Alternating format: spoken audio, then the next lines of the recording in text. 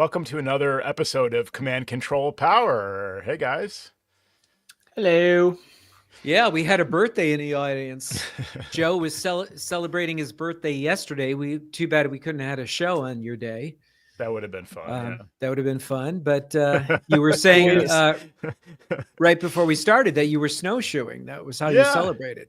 That's right. Yep. I was just expressing this year. I thought, it'd be fun to go snowshoeing, and so Ashley heard my little hint dropping there, and she went and picked up some used snowshoes for both of us, and also snow boots for me from this place in town that sells used gear, which is a great way to get outdoor gear because the minute you put it on, it's going to be trashed. You're going to scuff it up and whatever. Like, there's no sense in having brand new outdoor gear as long as it's good quality. And so, it worked out great. Perfect fit for the shoes, which was kind of blew my mind. And the snowshoes were great too. So it was really fun.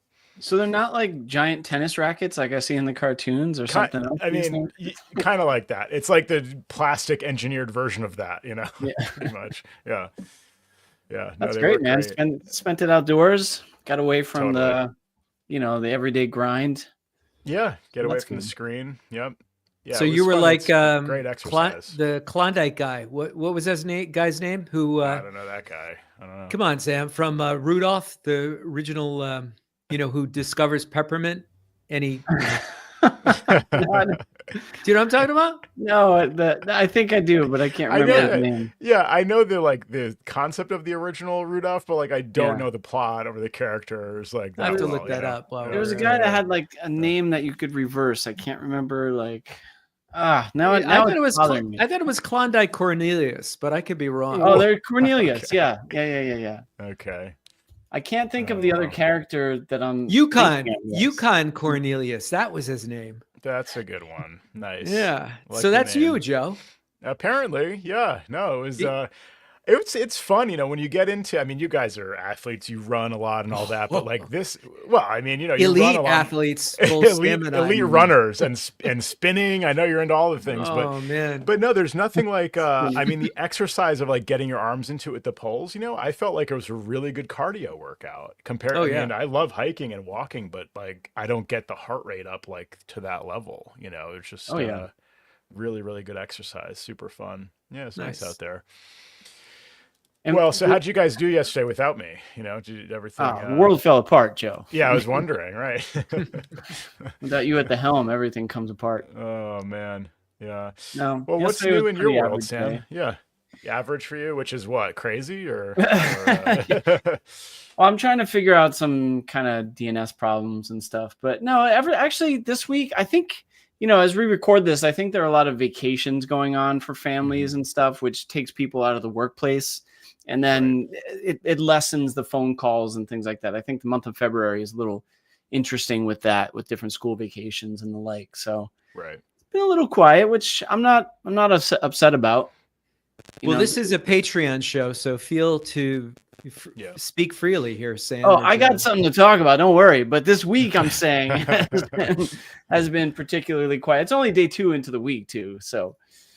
Yeah, no, I got a little something from. I've been actually holding on to this because it involves customer interactions that didn't go so well and stuff, and I'm usually extra cautious about that in public. But I did have a customer that we were working with when we signed him on, and it was from an Apple Store referral. So we're always very cautious about those too, to make sure that not that we wouldn't normally treat someone right, but a referral from the Apple Store, you want to.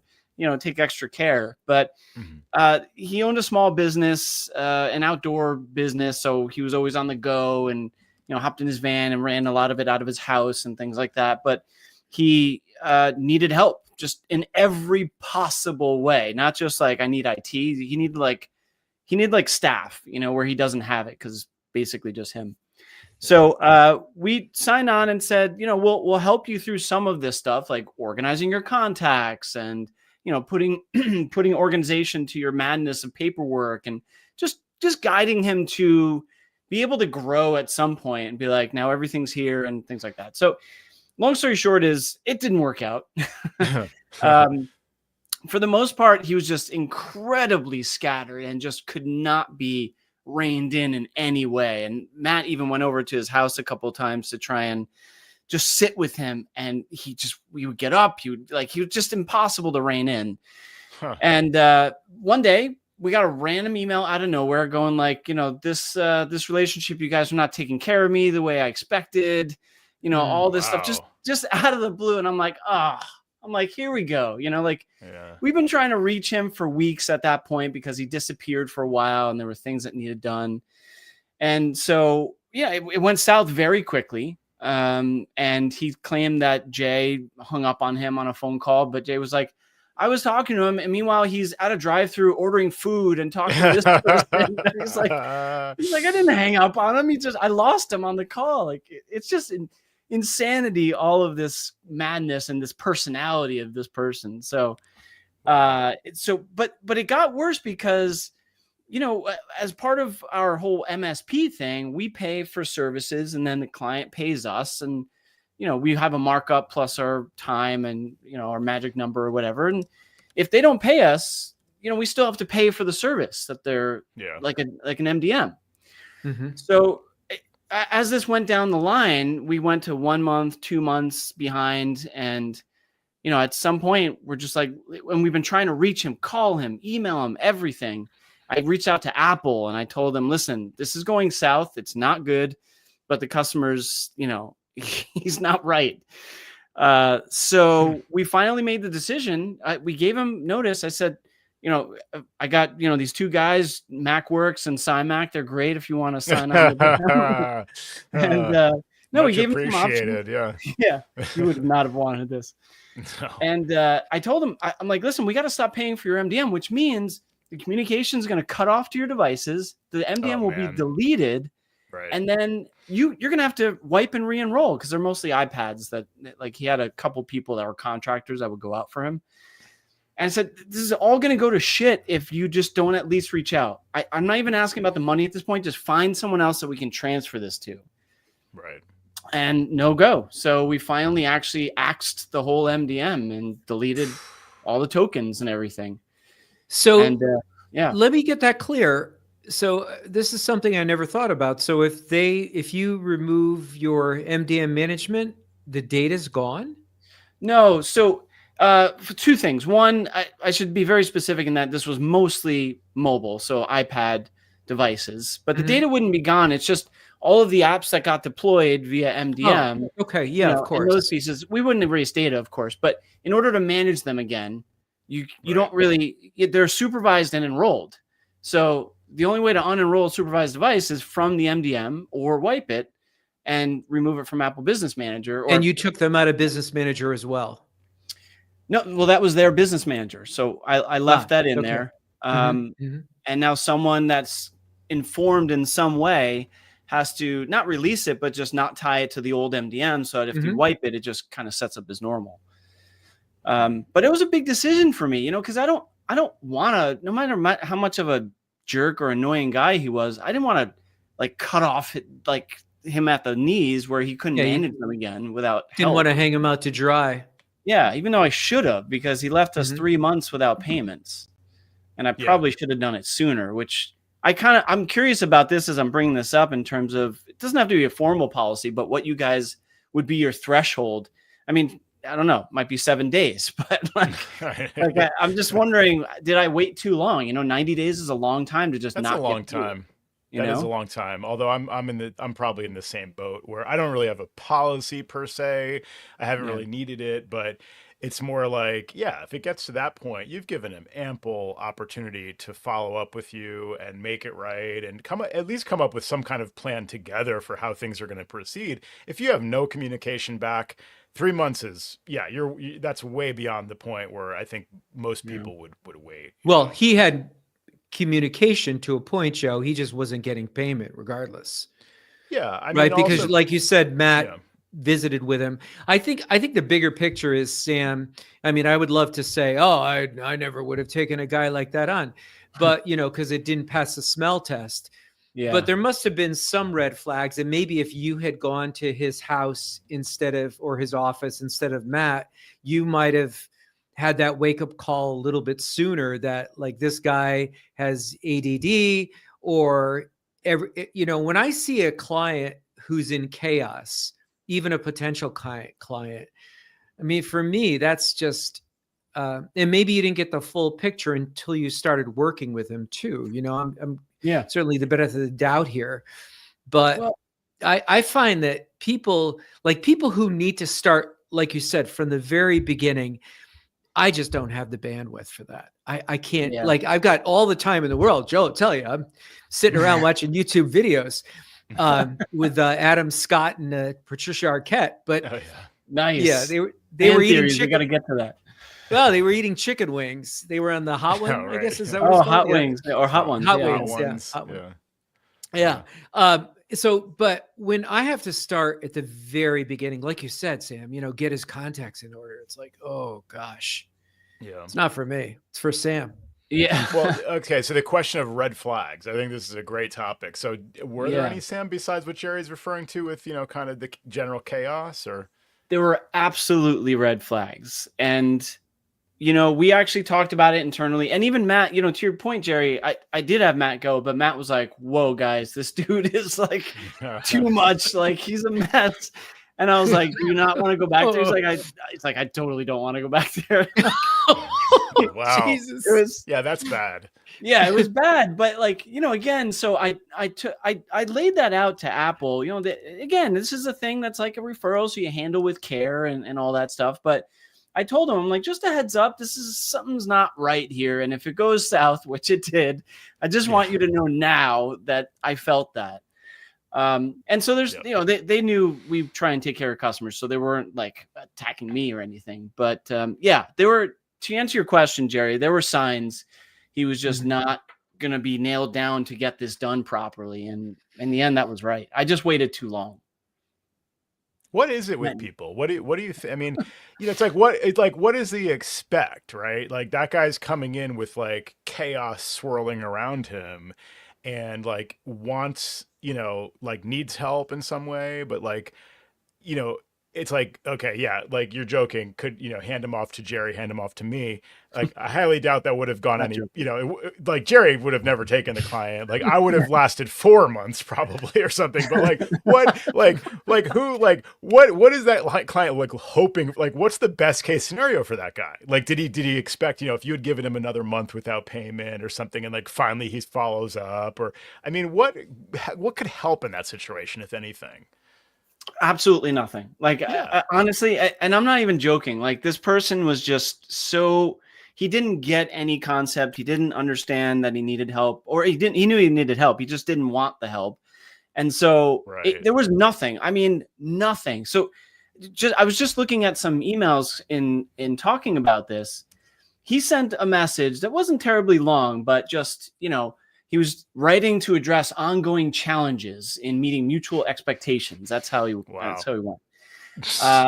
So, lack of effective communication, things like that. We're like, yeah, hell yeah, there was no communication. So he was complaining about a couple things, including ticket responses. So that day that he emailed, I went through every ticket, which wasn't a lot of them over the course of just a few months, and I detailed each one and how long it took us to respond and how he didn't respond. And I was pissed. I was like, how dare you like attack us for not replying? Cause I know we don't do that. And each day, and he never responded to that. Like just, cause I hit him exactly with every detail that he was BSing me about. Yeah. So I was happy that we were able to stand on 2 feet there and go like, we didn't mess up. This is all this wackadoo. And that's that. Yeah. But yeah, I mean, Jay, my partner, wanted to cut him off a lot earlier. And I saw Chris in the chat say, they cut off at 30 days, which, I think I just had it behind me to go, I don't want to screw someone over, but I should have just gone, what, this is a business. That's it. Yeah. Goodbye. Yep. Right. Yeah. It's tough. I mean, cause there's always some confounding factors there. You think, well, maybe we can salvage it or it'll just go smoothly, but plus it's like you're busy dealing with the clients day to day. And then, you've got to put work into offboarding a client who's already a pain. Like sometimes I just don't have the bandwidth to try to like refocus on dealing with that kind of stuff. But I mean, it reminds me of this type of client who, they're like, I don't want to have to call you. And I'm like, okay, I'll just use my magic wand. I'll use it for you. Like, I don't use it for everybody, but I'm going to use the magic wand for you. And then, like, you won't have to call me because I'll Just just you. anticipate everything and you won't ever have an issue. I mean, yeah, sure. Like, some of this stuff we can see and we can proactively fix and whatever, but like, you have to call me if there's an issue, and you have to like answer the phone when I call you back, or you have to like, there's just a kind of a back and forth and a two-way street. And if certain clients, I think, just have the wrong expectation, like they just want it to be fixed like instantly without having to be involved. Like, some of it might, you might need the client to be involved to walk through the steps of fixing it, like send in info or prove their identity or whatever the case may be, that you Yeah. can't necessarily do like for them. You can spoon feed them. I mean, it reminds me of setting up these custom Apple stores. Do you guys even bother with that anymore? Like, I don't I know. do. Yeah, I Like, do. yeah, I do too. And because a lot of times these clients will come to me and they'll say, well, we have 4 right now, but it could be 60 in a year. And I'm like, oh, I'm excited for you. That's great. Yeah. I hear that sometimes, and I'm sure in your case it's going to happen. Most other cases it doesn't, but sure, 60. Go from 4 to 60. That'll be super exciting. So let's get you set up in the custom Apple store because you need a few Macs right now, and you can start earning your discounts, whatever. So then it just seems like every one of those, I have Apple following up with me saying, like, your client just is ignoring every email, and I have to Yeah. go back and be like, hey, client, did you see that email? So now I'm sending you an email to say, did you see the other email? And then, it's just like ridiculous, and they can't even be spoon fed in that way in some cases. So I think that, yeah, some people are beyond help, and I used to want to help everybody, but now I Yeah. want to help the people where it's more efficient and I don't have to waste, spin my gears and waste my time. I think that, if I'm understanding the initial description of the client who's maybe chaotic to begin with, I'm always really hesitant of introducing any possibility of any more complexity into their life. So it's like, oh, we're going to make things really nice for you. We're going to make some stuff that you've never used before, and it's going to True. make your life wonderful. And, Yeah. it's almost like, it harkens back to the Steve Jobs days, where, they talked about the Apple distortion field and whether that was real or that it wasn't. I had many a call, and I'm sure you guys did too, or anyone who's listening who was around during those days, where, somebody just out of the blue, you get the referral from the Apple store, and it's like, so-and-so, they just bought a server. And then you have Yeah. this initial conversation. It's like, yeah, I bought a server, and, I want you to come in here and, install the server for me. That somehow, Yeah. simply by buying this, like, and again, it's Apple is partly to blame for this, or Oh, yeah. technology. Like, oh, everything's easy. You just get this box. It's called a server, and then your workplace is going to be managed. It's going to be beautiful. You're just going to get this thing. It's just going to, and that's what Steve used to sell people a lot of times. Yeah. And Right. so people are always, technology is not easy, and it never was easy, and it's harder than it's ever been, because our expectations, the bar is so much higher of what everybody wants to see. I've said this on the show before, but it bears saying again. We used to, have our BlackBerry, and if we got our contacts on that was magical. Yeah. And now that doesn't even scratch the surface of what your clients want. Right. Yeah. The iCloud messages is out of sync between my devices. Like, good luck on that. Yeah. Yeah. Well, I do want to point out what Jerry said too, which is kind of critical. When you have people like that introducing brand new stuff, or just like, we're going to do this, is impossible for them. Right. And that is an excellent point that he brought up, because we did try, like, we went in with certain thought processes, and then we're like, we're not doing any of this because it's just not going to work with this individual. The bulk of what we had to do was MDM, which was hard enough, but that had to be done. Like, we had no choice. That was the whole meaning of us being there. But I think that's so important to talk about, because you have to gauge that personality and understand, is this person ready for introduction of a new way to do business? Definitely not. Yeah. Right. Yeah, that is a good conversation to bring up at the beginning like that, to say, kind of like, what's your appetite for change, and like what's your bandwidth like right now to go through this process where on the other end of things it's all going to be managed, better, you're going to have these benefits, but like we kind of need some investment of time to get you to that point, and you need to climb that learning curve. You need to put the time into like learning this stuff and putting it into practice, because it's not just buy a thing, like to your point, Jerry, about the server. I have clients these days who are like, can you set up a firewall? And I'm like, well, it's not like, I don't know, we don't just like plug something in and then walk away, Yeah. like especially in the case of a firewall, like, okay, it's probably related to the rest of your network. And, like, what do you have now? Did you just buy a bunch of stuff? Like, because I'm not going to come in and tell you to replace it all. And I'm probably going to just walk away at that point. But, if you actually do need these other things, and we could talk about a firewall, and actually you're asking the wrong question in the first place, like, what's your concern? Well, I'm worried about if some, a hacker, and and it's like, well, then you should probably have better password management. So it's Right. like, and you need to be willing to like learn that process and go through it, not just what do I need to buy to be secure? Yeah, Like they don't it's, even understand the yeah, technology. So part of our right. job, obviously, is to ask them what problem they're trying to solve, and they're just hearing these buzzwords. VPN. I need a VPN. Well, you don't Right. go anywhere. You've got a laptop and you stay at home. You don't need a Right. VPN. Right. And let me show you about private relay and explain Yeah. why that's, probably going to give you what you're actually interested in having with, less, like with minimal overhead and fuss and whatever. Yeah, exactly. I Yeah. mean, they're asking one question, the answer is not what they expect to hear sometimes. And you have to, yeah, I've had to do that with clients with the like resetting of expectations about how the relationship works. One of them comes to mind who is famous for being like, I don't want to have to call you, like, I don't want to have to do anything, like that kind of attitude. And she was like the point of contact for a company, a client of maybe like 10 users. And it's sort of like, well, then it may not work. And I had to be willing to just be ready to walk away if she wasn't willing to understand, like, okay, there's something on her side that needs to happen too. Um, yeah, it's tricky navigating that with clients, and they're not always a good fit, and you have to be ready to just to let them be. Sam, Yeah. so he ended up not paying any fees at all, right? Well, And you just walked away. he paid at the beginning. So we have an onboarding fee. And then I think the first, or maybe, I don't know if he paid the second month. It was pretty quick where this went south. So I think he paid Mhm. onboarding in the first month, and then it started to go Yeah, it's the like opposite signing up for like a delivery of sirloin steaks every month. Omaha It sounds steaks. really, it sounds really good, but then the second month rolls around, you get the invoice again. It's like, whoa, Yeah. Yeah, this is a bad idea. yeah, yeah. Joe, it's funny because what you were talking about there, I was just dealing with that with another client that was similar, like, I don't want to have to call you thing.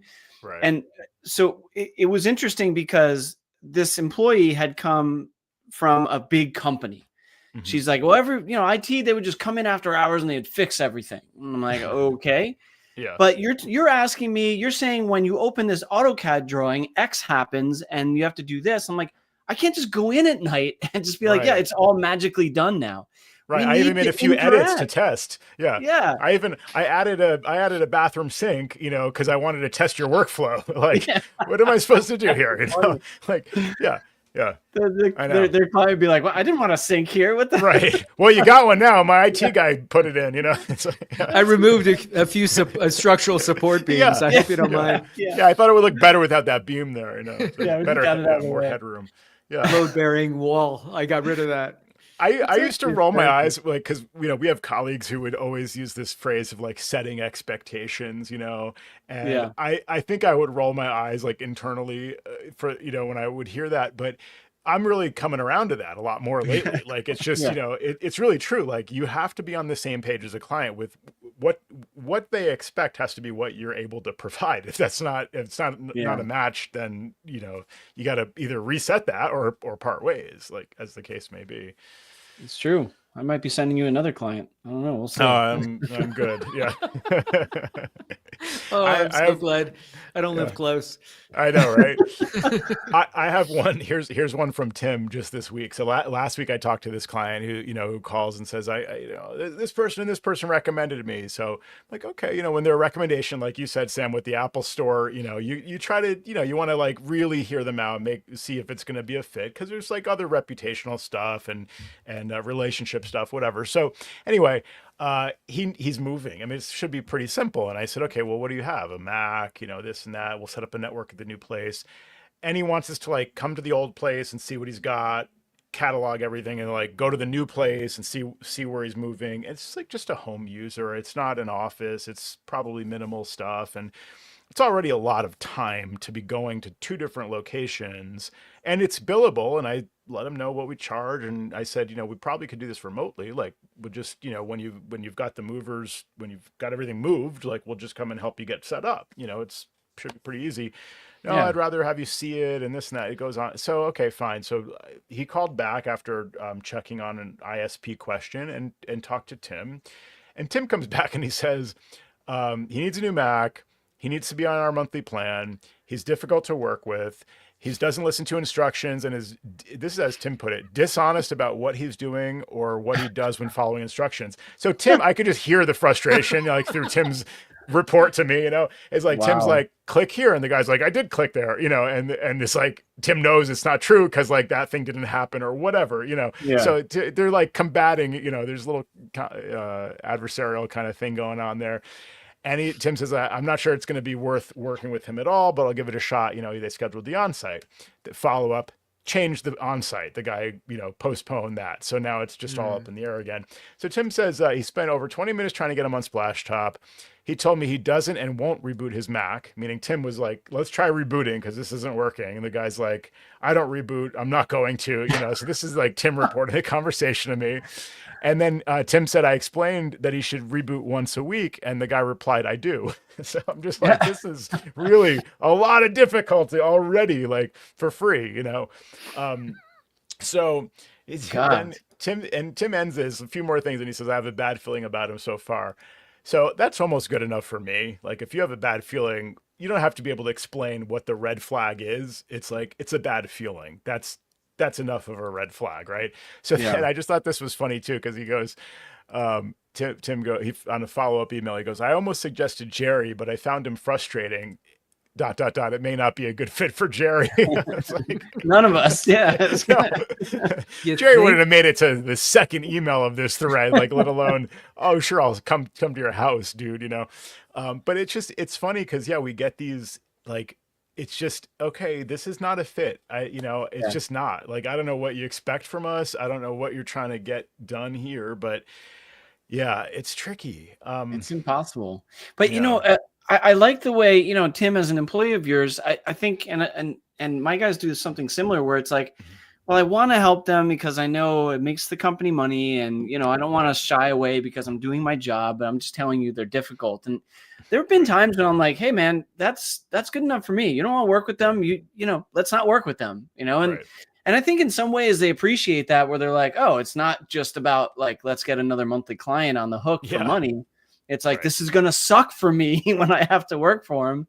Right. And we don't want that, especially because if he's not there, then I have to deal with it or something, Exactly. Right. So I Totally. don't want that in my life. And I'm Yeah. glad we got rid of this other guy too, this joker. Yeah. Yeah. You don't need that stress. I've always found like in the background, there's these like clients that are just like taking up space in your head, and you're Yeah. like, when are we going to hear back from that guy? Oh, is that project going to happen? They keep, like, okay, maybe those are just not like helping anybody. Those, whatever the amount of money is, it's not worth like that extra overhead of dealing with it. But I had an example. This is one Ashley was mentioning.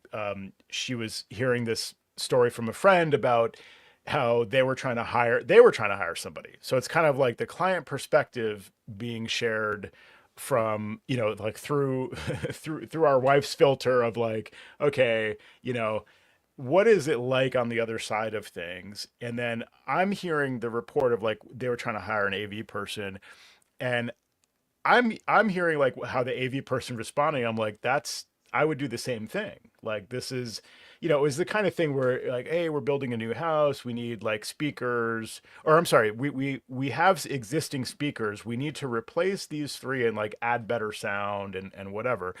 So like, can you give us a proposal? So they do. They write back the proposal, and it's like checking all the boxes of what the goals were expressed at the beginning. And then they come back and they say, well, can we have it for, can we do only like the two rooms out of three or something like that? And AV person comes back, sure, and here's how we'd adjust it. That's still a little bit too expensive. Can we take out can we lower the quality or take out the subwoofer? And this, like, now they're like, line item changing things in the proposal. So the AV person's like, well, sure, but like the way that I would do this is I wouldn't do this normally. Like I wouldn't cut corners kind of thing. Like this is the price to do what you wanted. And, at some point, basically drawing a line where they're like, well, this isn't really, this isn't a project we want to do or something like that. If it gets to a certain point. Yeah. So my take on it was like, that makes sense to respond that way. And also like, this is where budget is really important, because that's part of the question of, is it a match or not? Like, if the cost is the most important thing, the client really needs to express that up front. And like, we need to kind of say, hey, like, we don't really compete to be the lowest cost option. Like, and maybe we can make our little pitch, like it's going to save you money in the long term because it's like better quality and you won't have as much, little maintenance cost and things like that and whatever. But the point is, you need to know the budget up front. And so that can be another kind of way of evaluating something going in where, that needs to be taken into consideration. And what this whole thing made me realize is it's the goal. Like if the client can express what the goal is, then we can help them achieve that goal. But if they're just sort of like, I'm going to tell you what I want and you give me a price, and then I'll tell you what I want that's a little different from that, and you give me a new price. Then I'll tell, and then like, that's not like the way we work is more comprehensively. Like we see the big picture. You're trying to do this. You want to have great music during your dinner parties. Okay, that's a goal. Like, so here's how you do that. And we have this option, which is what I would do, and it's the best. It's going to be a little more expensive, but it's great. Or here's option B, that's a little bit less expensive, but still great. Like that's the way that ideally this kind of thing should go, not 50 back and forth emails, right? Yeah, but the client, a lot of times, if they're doing a reno, they don't know what anything costs. So they just want you to throw a number out there. And then, the way if you're dealing with whether you're dealing with a business or a residential person, it's one of those things like we talked about on other shows where, well, can you look at the numbers? That seems a little bit high. So, you could, I mean, that was always nice about when Apple used to have on their website, good, better, and best. Right. So like you're suggesting, Joe, maybe, you could, if they push back on a price, you could kind of step it down, but not necessarily start throwing out the baby with the bathwater and light iteming you. Right. But it's hard because clients don't know what things cost. It's like, it's like you were dealing most recently. I just knew this because I'm working with you on a project for one of your clients, and they're doing a renovation, and they have no idea. They have no idea what the IT component is going to be or any of the pieces that fit together. It's just like, well, throw us a number. Yeah. Yeah. And then sometimes you just have to stand for it, right? Yeah. You just have to say like, well, sorry, this is our number. If you want us to do what we need to do, But I do appreciate what Joe said too about the, we're not trying to compete on price. Because if they say, okay, thanks for that number, but what can we do about it to keep going down or something? Then it sacrifices what you want to do professionally and what your work looks like in the end and all that stuff. Someone looks at your work and it looks like crap. Right. Exactly. I don't want to stand behind that. Yeah. Yeah. There's a little bit of both. I agree with what you're saying too, Jerry. Like, not to play both sides, but like in those jobs, especially like renovations and stuff, it's like costs get away from them quickly. But there are those people that are just looking to, find that price and then nudge you until you bring it down a little bit. Yeah. And I think, I'm not saying this specifically happened to Joe, but like they're the contractor or whatever, he's, runaway costs, maybe cost overruns. So now we're trying to make it up when we put in our IT system. I don't think so. Right. This is like the heart, these are the arteries that connect to this heart. And this is where you want to tell me to sharpen my pencil. Yeah. You spend 80% of your budget on, fancy countertops, and now you're going to like have bad internet, Yeah, like, exactly. Yeah. But you depend on that every day, and you're going to definitely call me when it's not, the right outcome. Yeah, no, exactly. Yeah, you're not going to call the countertop guy. Yeah. Yeah, exactly. The internet sucks. Right. Yeah. No, it's a great point about a big project like that, because a lot of times they're just going to reflexively ask you to cut, can you do anything? Because they're going to save 10% across the board if they just ask everybody to sharpen their pencil, and sometimes the answer is, well, it's already sharp. I just, yeah. Yeah. It's a tricky one though, because like you said too, they don't know going in. So they're just like, and sometimes like we're coming in after they've already gotten a quote, and they do know, which is a really interesting thing. If they share the proposal and the AV company is doing all this other stuff, and then you look at the internet, like the network stuff, and it's like the hardware cost alone is like 10 times, sometimes like literally 10 times what our cost would be. So we come in much lower and we look actually good in comparison. That often happens too. It's kind of all over. So to your point about them not knowing, like it could be like probably a tenth of what we're charging to like 10x what we're charging. And that's sort of the range of like what you might see out there. So it can be really hard to plan for that. Do you also I know we've talked about this in the past, but specifically with this job too, like, do you find yourself having to compete with the AV people too, in terms of the networking and who's doing that piece of it? Like the equipment.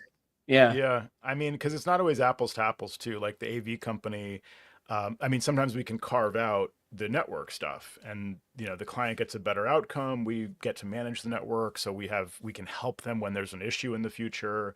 You're not dealing with a second tier kind of vendor kind of thing. But in other cases, if it's like a really comprehensive system, I almost don't want to touch it. If it's, if the AV company is coming in and saying, whatever, they're going to install Savant or Crest, whatever, any of the Control 4. Control 4, exactly. Yeah.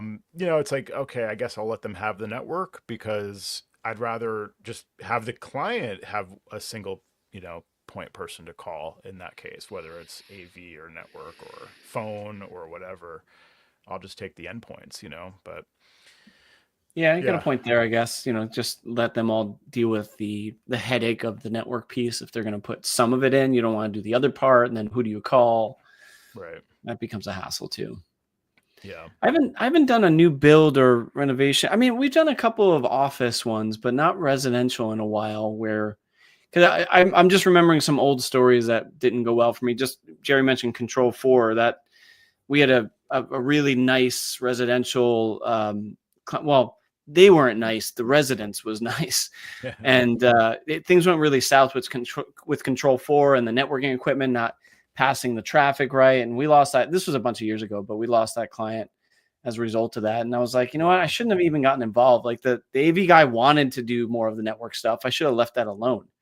Right. And perfect example right there, because he would have just had it all under one roof. But in 2024, I told the story on the show where we cut the Control 4 off at the knees because the AV guy was such a buffoon, and he was using this crap equipment, this stuff from Snap AV, this Arachnus equipment, and we threw all that out. We still kept some of the Control 4 stuff in place, and we just bolted Ubiquity on there, and it worked out great. It was one of those things where he was, I don't want to, we could go back and listen to the episode. I don't have to recount the episode, but it was insulting. I was there when the AV guy was there, and he was just completely beyond this was beyond his depth, and he had no way of fixing it, because all he did was he just had Snap AV, and they just gave him what they had, and it was junk.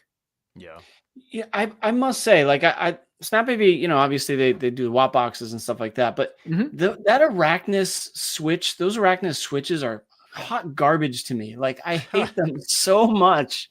And the access points are just as bad. They're from 3 or 4 years ago. Their latest Yeah. one that you could buy today, if you logged into the website, is old technology. Wow. Yeah, I hated dealing with the Arachnus switches so much. Like Yeah. I went into a couple jobs where they had them, and that's where I insisted, even if they weren't old. I'm like, there's no way we got to put in different equipment in here. I'm just Totally. not working with this. Yeah.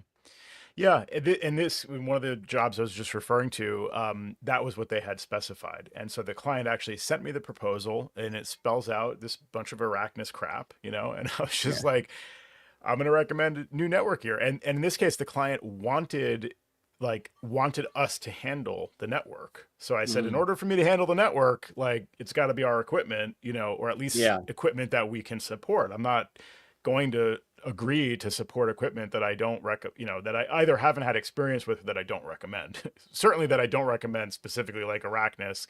And so, in this case, they were very willing to have us basically just take over the network side of things and have the AV person adjust their quote.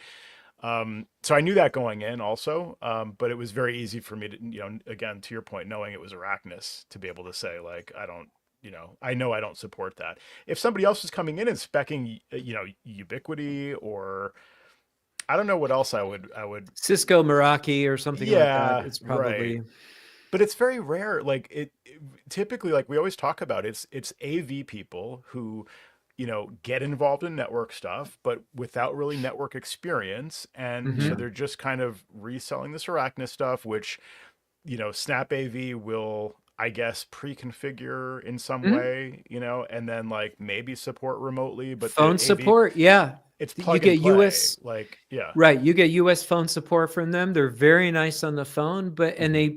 they give these AV guys turnkey systems where the pricing is not transparent and they could just Right. mark it up and go crazy. And they love Yeah. it. They Hmm. love it. Exactly. Yeah. It's really true. Yeah. It's been that way for a while. And I mean, it's frustrating for me because there are a lot of times where things overlap. Like, Jerry, you mentioned Control 4, it used to be Savant, I think even more so, Crestron. Like there's systems that, like, I don't know those systems very well, and so I don't know if there's some kind of special network thing that we need to do. And certainly the AV people typically don't know that. I mean, there's some exceptions. I've encountered one or two over the years where they do have more networking experience and they don't just slap in some off the shelf stuff. And so that's the rare exception. But in most cases, like, you're not going to be able to find that out from the AV person. Like, oh, what protocols do you need me to prioritize, or what, like, so the fact that, then we have to interface with them in some way in order for the client to have reliable, like, AV stuff, then they do need to talk to both us and the AV company in some cases. And if the AV company doesn't know enough about network stuff, then it's tough for us to be able to, help the client navigate that essentially. And yeah, that's a part where I wish I had a really good, reliable, like, go to, like, vendor for that. I mean, we have one or two that we still work with, but they're they're in pretty high demand, I guess, or just, hard to get sometimes. Well, the other thing too is, and I mentioned this on that show from last year, it's kind of a walled garden where I looked into a little bit of getting certified for Control 4, and you have to have a Windows laptop to do the programming. So that's not Mhm. a big hurdle to overcome. But then you can't be an installer or even certified to work on their equipment unless you meet these sales thresholds. Right. So Oh, yeah. so they don't even have any kind of a technician level that you could step in and just get certified without being a air quotes dealer. I So guess it's it kind of does that make sense from their perspective? Like, they kind of make their money from, from hardware sales, basically. mhm, So, like, what do they care about support? And that's right. also been my experience in practice. Like, whenever a client is like, I had this system installed 3 years ago, I can't reach the AV person anymore, nothing works, or the TV's on this side, or whatever it is, and I'm like, I don't know it. I don't, not that I don't know it, but, like, to your point, I can't get access to be able to support it. and you have to find another integrator, and those people don't want the work of fixing someone else's system. I don't blame Yeah. them. I wouldn't either, but like there's nobody doing support. There's only people doing like sales and installations basically. Mm.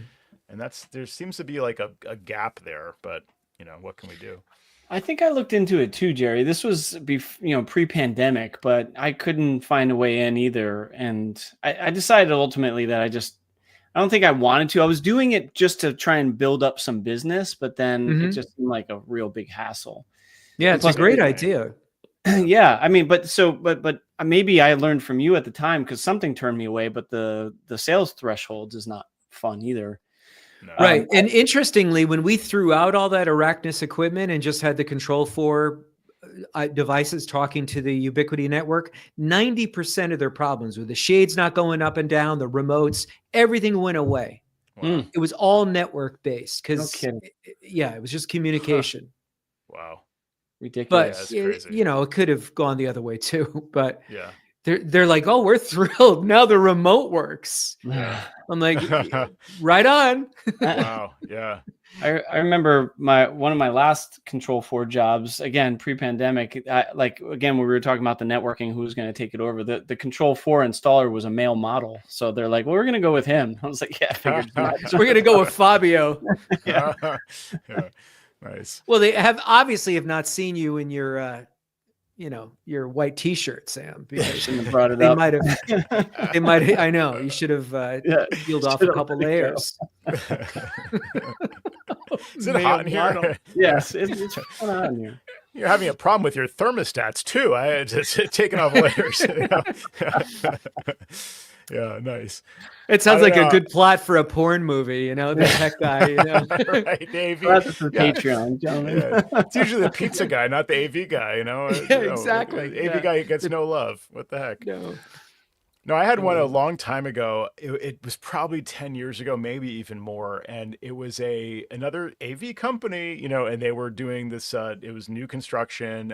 They were putting in. I forget what I think it was like Crestron at the time, and I forget what the issue was. Maybe like an email, like notification system or something on their side, and they blamed the network, and and we had set up the network, and they said, something about like we need SMTP, like port 587 to be open on the network, and like it's being blocked. I'm like, this is not something. No, I'm sorry. Wait, I had this backwards. They controlled the network and the client couldn't send an email.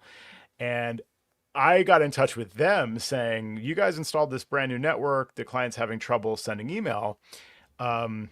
As far as I can tell, it's the problem with the network, because I did some tests, sorry,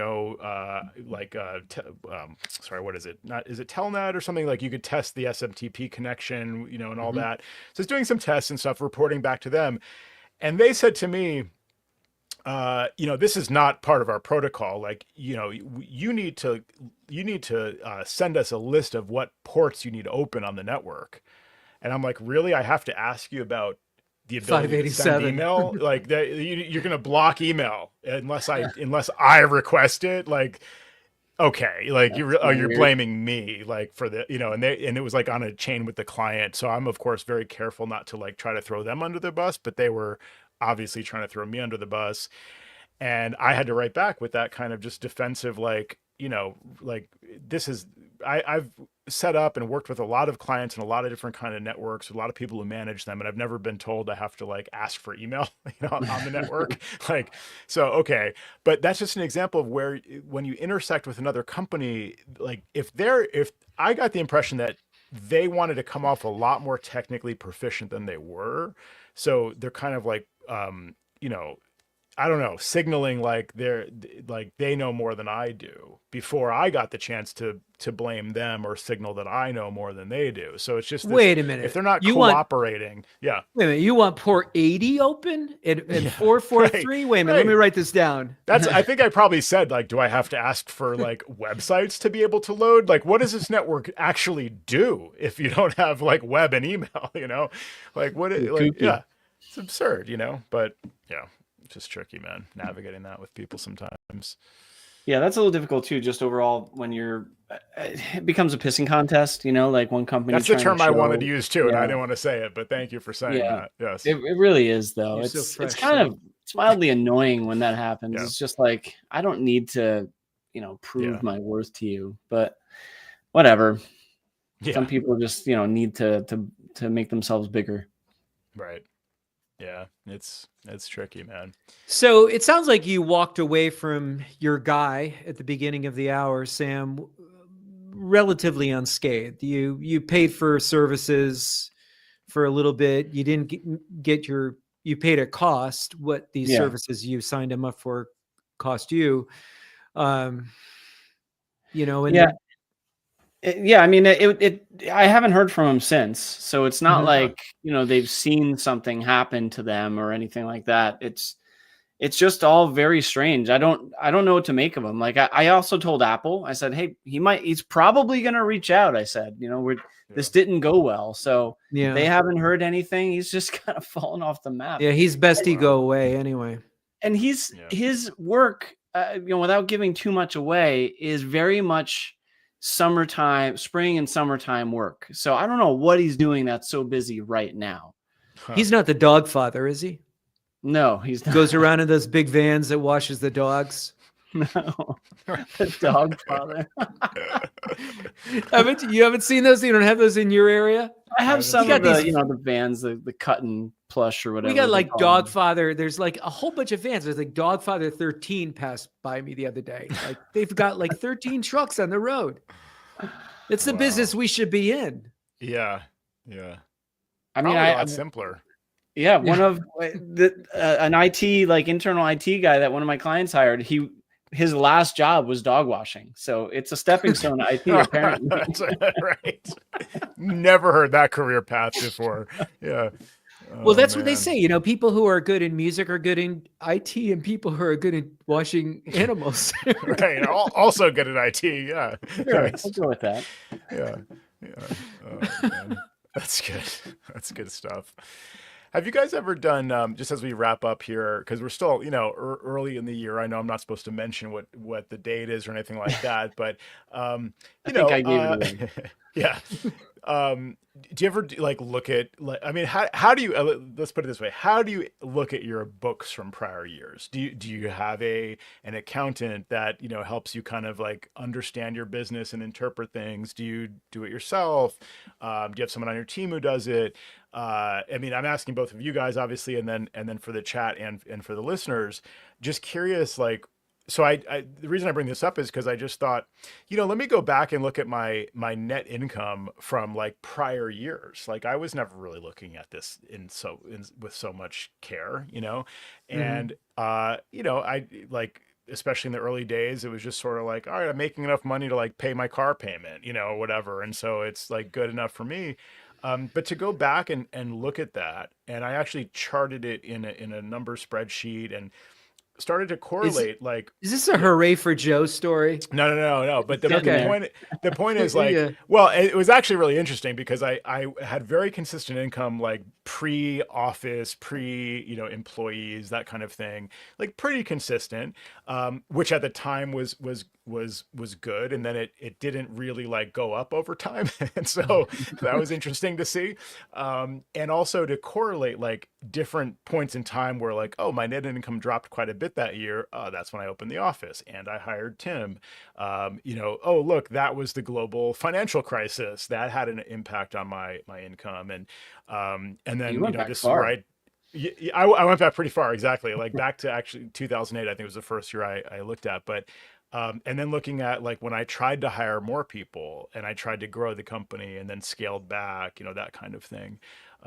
So it was interesting to see like how just the trade-off in like how I tried to scale and grow the business and what I call now the learning cost, like me becoming a better boss, me, trying to scale and scaling back and that kind of thing. And what I got out of it was like, again, I learned how to run my company, much better than I did prior to that. I also scaled my company in a certain way in terms of clientele, even if I didn't stay at the same size in terms of my team. I'm now still able to support more clients than I did before that with, again, less team, and I have better processes in place, just maybe technology infrastructure is different, et cetera. Using Adigy has helped me leverage, the myself and Tim, two full-time people, plus Jerry as a contractor, Cheap labor to from Jerry. cheap. Uh-oh. And then be able to like support the same clients with less, like, person hours, like that kind of thing. So anyway, just going back and like looking at net income as like the kind of bottom line number to look at, and then correlating that and comparing that to like other macroeconomic or my little microeconomic factors. It was just interesting to analyze that. So Well, yeah, I would curious. imagine, I would imagine too, like I don't know, last couple of years, things have changed in the other direction in terms of not income. I'm talking about like your expenses and things like that, like Right. whether it be employees or your location of business with the tumbleweeds going in front of the building these days. Like it's Right. just, that's changed too. So Yeah. yeah, that's interesting to map that out. I've mapped Yeah. out like, where we've done in terms of sales and net income as well, but I haven't really like cross compared it to this is the year this happened or that happened, with the exception of like, the hires that we've made. Yeah. But yeah, that's going back to 2008. It's pretty far back, man. That's Yeah. It's all right there in QuickBooks. It was pretty easy to just, run the reports and chart it out. For me, what's relevant is I use QuickBooks. I don't have an accountant. I have an accountant at end of year, but I do all the quarterly returns. It's just me. So I look at the previous year report. So year over year, last fiscal year versus, so I'm looking at 23 versus 2024. And for me, that's the only thing that's really relevant. It's like, well, if I made more in 2022 or 2021, am I going to beat myself up over it? Because I know, and I know you guys would feel the same way, that even from this year to last year, meaning 24 to 23, they were very different years in terms of things change in our business. Maybe we're paying more for services. Also, clients, you lose some clients and some clients you gain. So, you're still doing the same business. I'm probably working less hard than I ever had. I'm not driving as much. Through technology has facilitated us to do more remotely than ever before. The pandemic has really helped that along. The advancements, and even though we probably don't use much video conferencing, the comfort level that people have with people who are remotely communicating with them. So I only find year over year to be the most relevant for me. And I will share this because we're on a Patreon show. And I kind of might have privately shared this with both of you. I found that in the last, let's say, 4 years, my actual consulting income, it's uncanny. It's within like a $5,000 number from each other. So that's not good, right? Because your consulting income theoretically is supposed to increase over time. I mean, that's the promise anyway. But you can equate that to your workload too. So like, can I watch more YouTube videos? Yeah, probably yes. So I would like that number, to be higher. I would like, see a 7% or 10%. But interestingly, over the last couple of years, I've not seen that. I'm working less hard, which is a good thing, but it's uncanny how close that number is. And if I look, I do a year over year comparison, 24 to 23, because we'll all be filing our returns for 2024. I've noticed that my material cost, which includes things like Adigy and Patch, my material cost has gone up significantly. And so, of course, that affects the bottom line. So, it is what it is. But, I think it's interesting, Joe, that you're able to look at these numbers over the course of time. But for me, it would just seem like diminishing returns. I'm just going to, the best I can do is beat myself up over the previous year's numbers. But, if like 21 and 22 were bumper crops, what the hell am I going to do about that? I'm trying, as hard as I can in 2025. So it is what it is, Trying to what? Like watch more YouTube or trying to?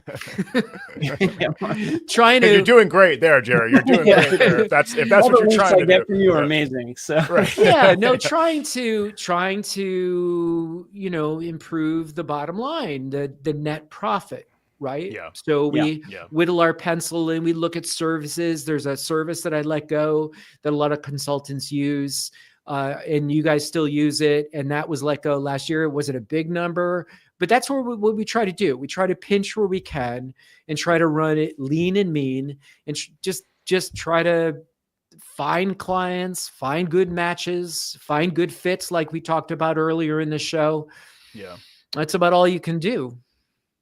Yeah. We could cover this in a future episode. Like, what can you do? Because I mean, for me, what I've noticed is it's a lot of constant effort. I mean, it's like if I want to see, like, I'll look at it and I'll set goals for what I want that number to be at the end of like this year. And if you back out of that, okay, how many clients is that? Like, how many new monthly plan clients like do I need in order to to get that number? Not only that, but like, what if I lose one or two, or what Mhm. if we scale, like, a one or two clients scales back the number of users, like that kind of thing. So you need to actually overcome that as well, that attrition. It's hard to move that needle. It really is. It takes just regular, constant effort to keep selling, keep increasing, like, not only just um, again, like, the number of clients you have subscribing, but also like sell those projects. I mean, if you Yeah. could fit one more in every year, like, that's the other, those are some Right. ways to increase that number. But And yeah, I think because and one final thing for me is because this is a Patreon show, I'm going to reveal a number. So, year over year, 2023 to 2024, and this isn't necessarily less clients. In some cases, it is, but material costs because of services going up. It's represented probably a 25,000 difference between year over wow, year. So I'm less, 25,000 less in 2024.